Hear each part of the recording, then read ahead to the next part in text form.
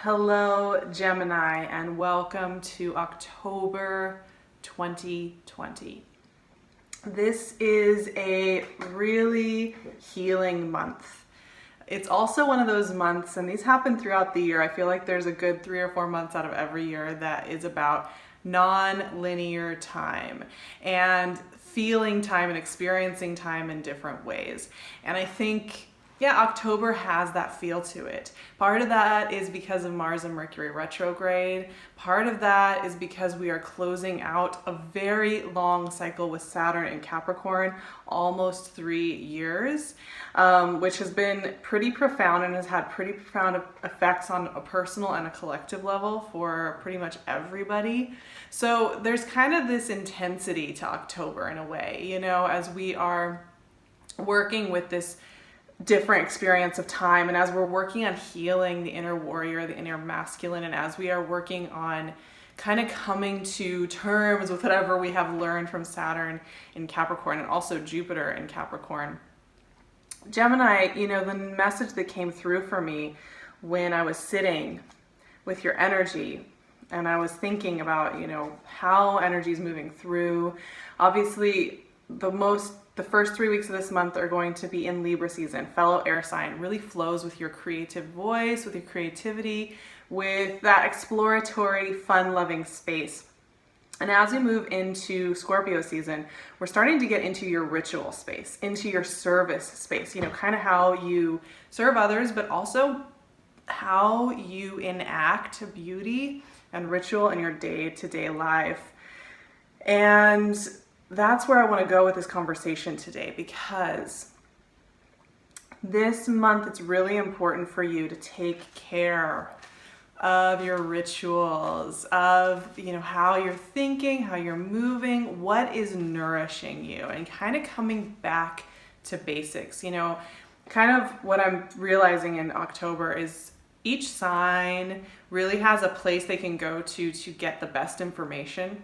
And sometimes we want to look over there to what that person's saying, or to this ritual or this thing to figure out where we are, or we rely on certain aspects of ourselves.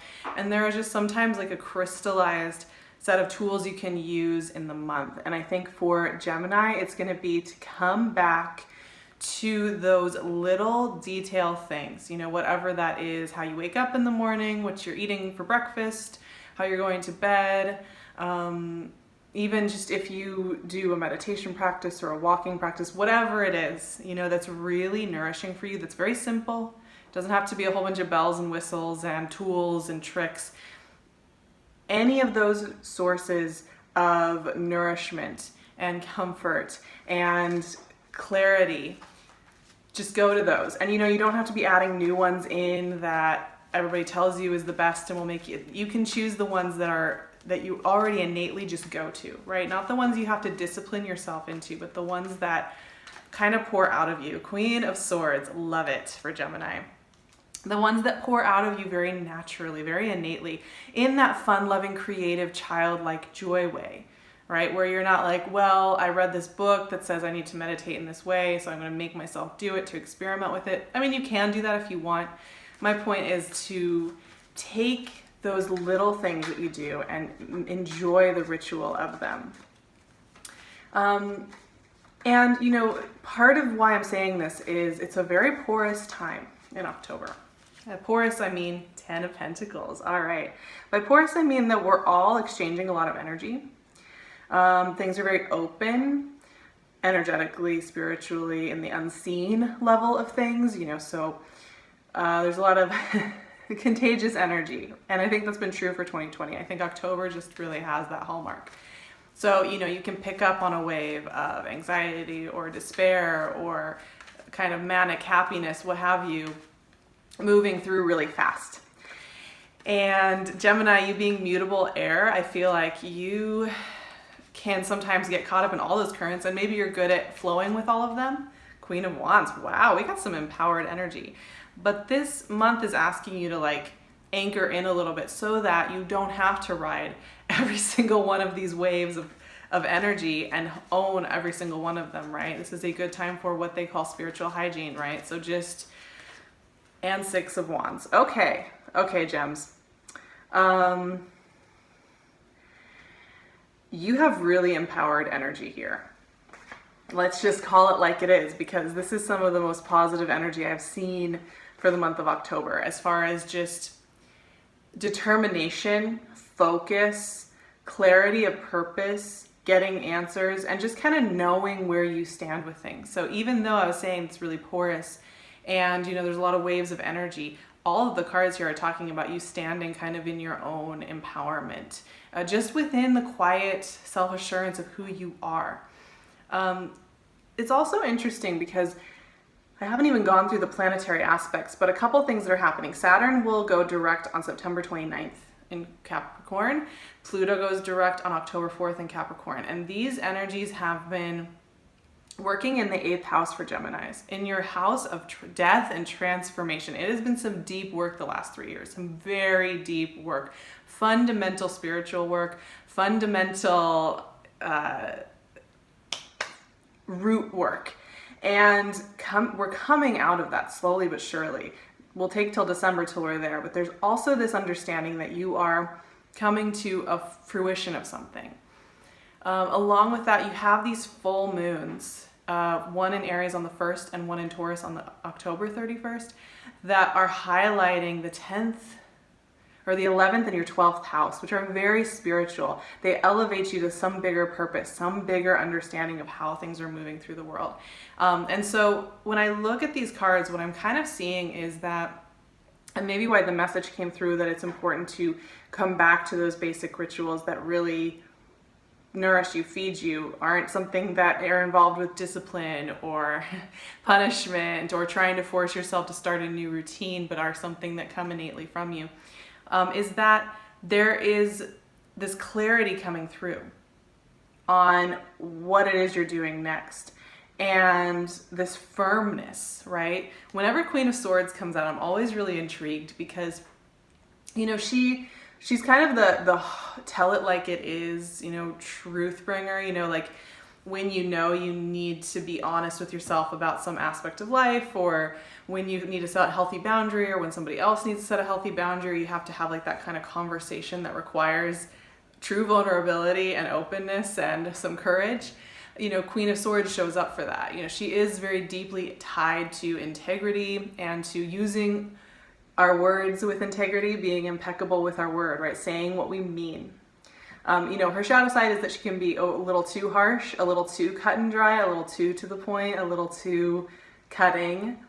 So, you know, you want to watch for that. However, you know, Queen of Swords for me is truth, right? It's not about like wishy-washy, like, well, maybe, you know, it'll work out in this other way, even though deep down you know what it is that you need to do, right? And I think this is one of the best energies. Sometimes when we have been keeping ourselves on the line for a long time about something in life, whether that's making ourselves stay in the same on again, off again relationship, or a career, or a routine. It can be just a routine that you have, or a relationship you have with some food, or anything else. And we think, oh, well, maybe it's fine. And then you come to that point where you realize it's okay to just release it. Such a great feeling. Now, here's the thing. That Queen of Swords is offering truth right out of the gate. Libra season does have an honest energy to it. And I know we always talk about Libra as like being about, you know, kind of the beautiful Venusian things like diplomacy and good conversation. But there's a side to Libran energy that is very much about cutting through. And for you, what this is doing, and it's important, whatever truth it is that comes from, and I think it comes from when you're in that ritual space and you're in that good grounded space that feels so good to you, this answer comes through. It's creating the space for you to have all the rest of this month, right? And that's the deal. Like, these cards here are speaking to triumph. They're speaking to building brick by brick. They're speaking to showing up time and again. And what this is telling me is this month, take it day by day, right? But brick by brick, especially this 10 of Pentacles, brick by brick, right? the energy here, yes, you have some fire with the Queen of Wands and the Six of Wands, which are so much about blazing new trails, blazing forward, new opportunities, bursting forward. Creativity, super high for Geminis. And I think, you know, in your ritual space, in the little details of your day, you can find huge influxes of creativity and opportunity and just kind of this fierceness. I almost feel like you're tapping into a fierceness in yourself.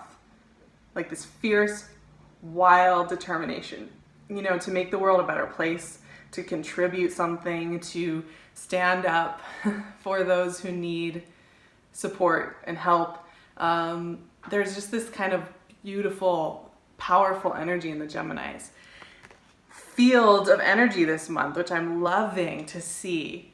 You guys are going to be kind of catalysts, I think, in the month of October in ways that other signs are not. Other signs are doing some different, other things are going on with many of the other signs. Okay, but 10 of Pentacles is an interesting one, and it's a linchpin in this whole conversation because it is a brick by brick, step by step kind of energy, right? It's not about like the immediate rush, dopamine rush of looking at your phone or like getting that phone call, right? It's like the things that you do where it doesn't seem that big of a deal, but then you culminate over the course of a month, and by the time we get to that full moon in Taurus, it's like, whoa, a lot has happened. So the message here that comes in for me is you have triumph on your side, you have truth on your side, honesty, freedom, positivity, like a lot of really good things, but it's gonna kind of be, this is where you may be experiencing time a little differently, because there are gonna be days where you feel like you haven't accomplished much, that you haven't gotten that far in whatever the process is, in healing or in creating or in building or making. However, what happens is by the end of this month, you realize, oh my gosh, so many pieces have been shifted, so many bricks have been put in place, and they're all in support of you. And the thing is, it's all these little details that are working with you to make the next things possible. I think when I see all this empowered, strong, clear, you know, you have two queens here. So that's always, there's a good signaling here of feeling empowered in your feminine energy, feeling empowered in that feminine place of, it doesn't matter if you're a woman or a man. When we have the empowered feminine with us, it means we're self-mothering. It means we're listening to our intuitive guidance. It means that we're listening to our truest self and not the one we're pretending to be for everybody else. And so that means there's a deep sense of integrity. Like listening into that is leading you into some really good spaces at this time. You are also closing out so much work in 8th house, and that's going to take the next couple of months, but you're going to start to notice there's a change in where your challenges are coming from. There's a change in where you're feeling maybe inspired, where you're getting information, new projects, new doorways opening up over the next, I mean, that's going to start, you're going to start noticing it this month, I think more than you have for almost 3 years. So get ready for that. I have some affirmations for my beautiful Gemini friends out there. So here they are for the month of October, this wild, loopy month. I am surrounded by nourishing and hopeful energy. I trust the self I am becoming. I let myself create and explore the possibilities. I love that. I think this year there's been a lot of messaging that has said that we should stop exploring and just sit down and accept how bad things are. Feel the powerlessness, right? And almost to feel guilty for wanting to be creative or exploratory. There's been a message, that's one of the messages, right? But I think in wanting to heal and create a culture that is much more humanitarian and connective and loving, we have to be willing to be creative and explore, right? We have to be able to imagine the next world we want to be building. And if we stop and we just say, well, I feel disempowered, bad things are happening, I guess we'll just have to sit and live with this, and we don't keep creating, exploring the possibilities, we're not adding to anything, right? And so if you're feeling like you're not allowed to create or be exploratory or be hopeful or be curious or creative or to tap into that inner childlike joy, just a reminder, just a verbal reminder here, because I think we all need it sometimes. You're totally allowed to tap into that inner creative child and to let it lead you forward and contribute to the world. And that's a great place to be. And gems, you guys have some really powerful energy here coming through to tell you that you are allowed to build. You're allowed to be authentic. You're allowed to voice what you need from those around you in your relationships, and even to just yourself, just to advocate from within for what it is that you're truly wanting here. And to set those healthy boundaries and to have those deep conversations, and to also just be playful and creative and curious and let that wild Gemini energy free, to play and to daydream. I think Gemini, I have so many Geminis in my life. I think I've mentioned this before, but I mean, truly the number of friends that are Geminis in my life, it's wild. There's a lot of you. And one of the things I love about my Gemini friends is that we can just talk up ideas and thoughts for hours. We can just talk about everything we want to create, everything we want to explore. And that's one of the fun things I love about Gemini energy. It's so imaginative and playful. And, letting yourself just be that in the world, I think, is such a gift to all of us. And it's beautiful. So I'm sending you all my love for this powerful October. It is a time of deep intensity, and there's pain, and there's overwhelm, and there's also this courage, undergirding all of it from so many hearts. And that is what I'm trying to focus on more and more, how we're going to build with that, how we're going to create with those tools. I hope you have a beautiful October. You can find me on Patreon, where we're going to be doing all the deep dive for the Mercury retrograde, which begins on October 13th this month. Mars retrograde, which is going all of October, the full and the new moons, all of that. We are covering those deeply in Patreon. It's a great community if you're looking for support. I'd love to see you there. You can also find me on Instagram and on my website, so I'll leave all of those links below. And I'm wearing PinkLune's gorgeous jewelry, as always. You can find her Etsy shop below. She's always making something beautiful. And I will see you, Geminis, very soon for November readings and the power of that month ahead. Love you so much.